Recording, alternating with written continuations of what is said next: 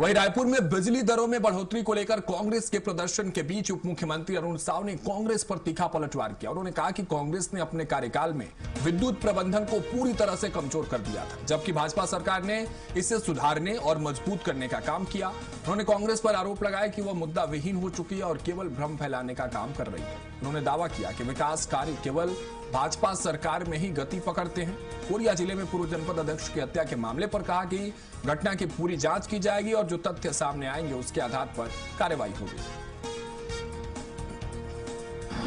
देखिए, कांग्रेस पार्टी जब सत्ता में होती है, राज्य की सारी विद्युत व्यवस्था का कुप्रबंधन और लूट खसोट करके उसे तबाह करने का काम कांग्रेस पार्टी ने 5 साल में किया था।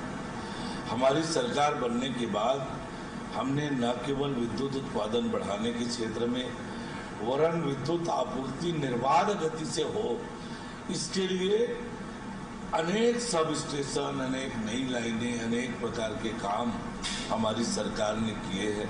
अधोसंरचना का विकास किया है विद्युत आपूर्ति के लिए।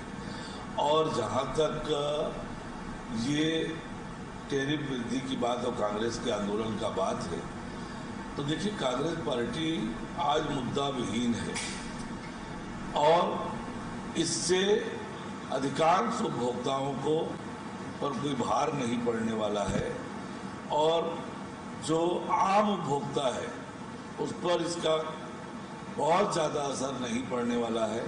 अनावश्यक रूप से कांग्रेस पार्टी भ्रम पैदा करना चाह रही है और कांग्रेस अभी लगातार न केवल देश में, प्रदेश में भ्रम फैलाकर अराजकता पैदा करने की दिशा में काम कर रही है। पर कांग्रेस की बातों में जनता आने वाली नहीं है। कांग्रेस पार्टी से बार बार देश और प्रदेश की जनता धोखा खा गई है, इनके बहकावे में नहीं आने वाली है। आज राज्य में लोगों को सुविधाएं मिल रही है, लोग प्रसन्न है।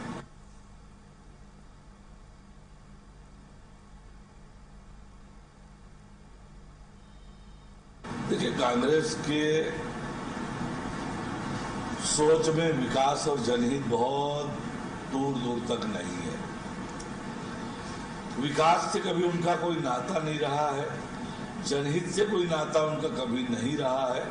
जब भी कांग्रेस आती है सत्ता में, भ्रष्टाचार आता है और विकास अवरुद्ध होता है। इसके अलावा कांग्रेस की सरकारों ने किसी को कुछ दिया नहीं है। भ्रष्टाचार दिया है और विकास को रोकने का काम कांग्रेस ने किया है।